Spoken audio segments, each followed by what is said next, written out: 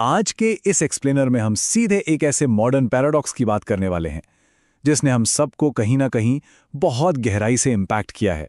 आज हम भगवद गीता के 12वें अध्याय के जरिए सच्ची भक्ति के मनोविज्ञान यानी the psychology of true devotion को डिकोड करेंगे। और सच मानिए, ये कोई टिपिकल फिलॉसफी वाला टॉपिक नहीं है, बल्कि ये सीधे तौर पर हमारे रोजमर्रा के स्ट्रगल्स और इमोशन से जुड़ा हुआ है। अब जरा इस बात पर गौर कीजिए। आज हमारे पास सोशल मीडिया पर हजारों डिजिटल कनेक्शंस है ना? हम हर पल एक दूसरे से वर्चुअली जुड़े हुए हैं, लेकिन फिर भी अंदर से हम इतने अकेले क्यों हैं? आज की भागदौड़ भरी लाइफ में हर कोई एक कंप्लीटनेस या पूर्णता तलाश रहा है, लेकिन इसके बावजूद स्ट्रेस, डिप्रेशन और अकेलेपन की भावनाएं बस बढ़ती ही जा रही हैं। आखिर ऐसा क्यों है? ये एक ऐसा सवाल है जो हम सबको रुककर सोचने पर मजबूर कर देता है। देखिए, जब रिश्तों या बाहरी दुनिया की बात आती है तो हमारी तलाश हमेशा अनकंडीशनल लव की होती है।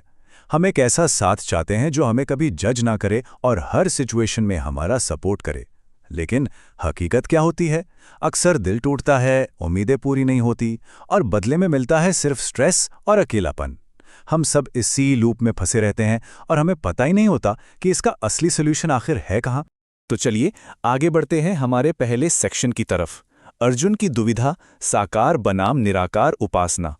हमारे इस अकेलेपन की उलझन का जवाब असल में बहुत पुराने और गहरे ज्ञान में छिपा है। अगर आपको याद हो तो पिछले ही अध्याय में एक बेहद विशाल और ब्रह्मांडीय रूप यानी विराट रूप प्रकट हुआ था। उस इनफाइनाइट एनर्जी को देखने के बाद एक बहुत ही लॉजिकल सवाल उठता है। एक तरफ है सगुण उपासना, यानी एक ऐसे फिजिकल फॉर्म की पूजा करना जिसे हम देख या महसूस कर सकते हैं, और दूसरी तरफ है निर्गुण, यानी एक अदृश्य निराकार एनर्जी की पूजा करना। तो सवाल यह है कि इन दोनों में से बेटर डिवोटी या सर्वश्रेष्ठ भक्त कौन है? ये एक ऐसा गहरा सवाल है जो सदियों से पूछा जा रहा है, और इस उलझन का एकदम सटीक जवाब गीता के इस कमाल के संस्कृत श्लोक में मिलता है। मय्यावेश्य मनो ये मां नित्य युक्ता उपासते। ये श्लोक सिर्फ एक लाइन नहीं है, बल्कि ये इस पूरी चर्चा का सेंटर पॉइंट है जिसमें सारा ज्ञान छिपा हुआ है। अगर इसे आसान शब्दों में समझें तो इसका मतलब है कि सर्वश्रेष्ठ भक्त वो हैं जो अपना मन पूरी तरह से ईश्वर में फिक्स कर देते हैं और लगातार उसी से जुड़े रहते हैं। कहने का मतलब ये है कि निराकार या फॉर्मलेस रास्ते से भी मंजिल मिलती है, लेकिन हम इंसानों के लिए किसी फिजिकल फॉर्म या साकार रूप पर फोकस करना बहुत ज़्यादा आसान होता है, क्योंकि ह्यूमन ब्रेन इसी तरह वायर्ड है। हम उन चीज़ों से जल्दी जुड़ते हैं जिन्हें हम समझ या विजुलाइज कर सकते हैं। अब आते हैं दूसरे हिस्से पर, द साइकोलॉजी ऑफ डिवोशन, कर्मकांडों से आगे बढ़ना। मन को फिक्स करने का असली मतलब क्या है? इसके लिए हमें दो तरह की भक्ति में फर्क समझना होगा। एक होती है ट्रांजैक्शनल भक्ति, जहां हम ईश्वर को किसी एटीएम मशीन या बिजनेस पार्टनर की तरह ट्रीट करते हैं, मतलब कुछ पैसे या प्रसाद चढ़ाया और बदले में कोई फेवर मांग लिया। लेकिन इसके बिल्कुल अपोजिट है सच्ची भक्ति। ये पूरी तरह से अनकंडीशनल लव पर बेस्ड है। यहाँ कोई डिमांड नहीं होती, सिर्फ एक डीप कनेक्शन की चाह होती है, जहाँ इंसान अपना मन पूरी तरह से सरेंडर कर देता है।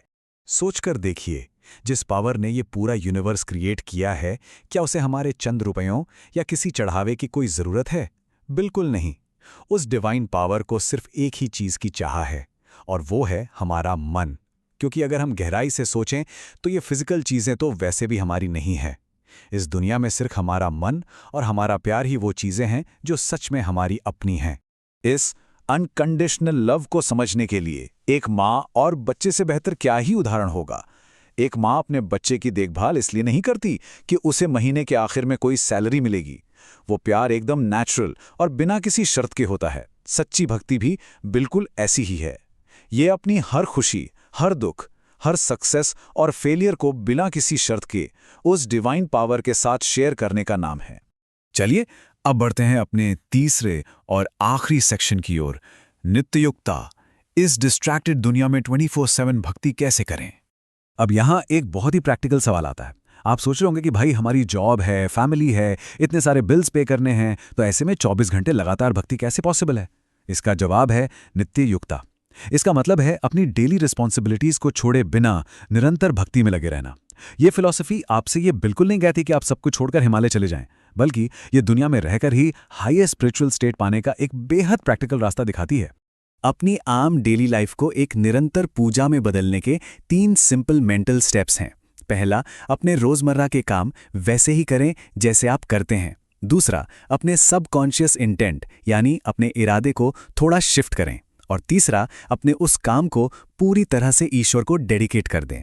बस ये हमारे नजरिए और सोच का एक बहुत ही छोटा सा लेकिन लिटरली एक लाइफ चेंजिंग शिफ्ट है। इसे कुछ मॉडर्न एग्जाम्पल से समझते हैं। मान लीजिए आप एक सॉफ्टवेयर इंजीनियर हैं। आप अपने लिखे गए हर कोड को एक हायर पावर को डेडिकेट कर सकते हैं। या फिर एक पेरेंट जो अपने बच्चे को खाना खिलाते वक्त ये महसूस कर सकता है कि वो ईश्वर के ही एक अंश का पोषण कर रहा है। इसी तरह आप अपना बिजनेस ये सोचकर रन कर सकते हैं कि ईश्वर आपका एक कांस्टेंट पार्टनर है। कर्म ही पूजा है का असल मायने में यही मतलब है। और पता है इसका सबसे बड़ा फायदा क्या है? जब हम इस माइंडसेट को अपना लेते हैं तो ये हमारे मॉडर्न अकेलेपन का अल्टीमेट क्योर बन जाता है। लोनलीनेस इसलिए खत्म हो जाती है क्योंकि हमें ये रियलाइज होने लगता है कि हमारे पास एक ऐसा डिवाइन पार्टनर है जो हमें कभी धोखा नहीं देगा और कभी छोड़कर नहीं जाएगा। सिर्फ ये एक एहसास ही हमारे मन से हर तरह के डर और डिप्रेशन को पूरी तरह मिटा सकता है। इस गहरी समझ के बाद अगले अध्याय में जाने के लिए हमें एक बहुत ही इंटरेस्टिंग थॉट मिलता है। इदम शरीरम कौन्तेय क्षेत्रमित्यभिधीयते, यानी ये शरीर एक फील्ड या खेत है।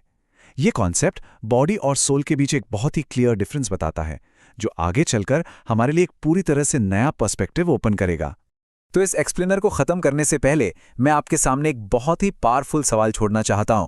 जरा सोचिए, क्या हमारी रोज की भक्ति सिर्फ एक ट्रांजैक्शनल लेन देन है या फिर अनकंडीशनल लव की तरफ उठाया गया एक सच्चा कदम? ये एक ऐसा सवाल है जो हमें अपनी स्पिरिचुअल प्रैक्टिस को गहराई से इवैल्यूएट करने का मौका देता है। इस पर जरूर विचार कीजिएगा। आज के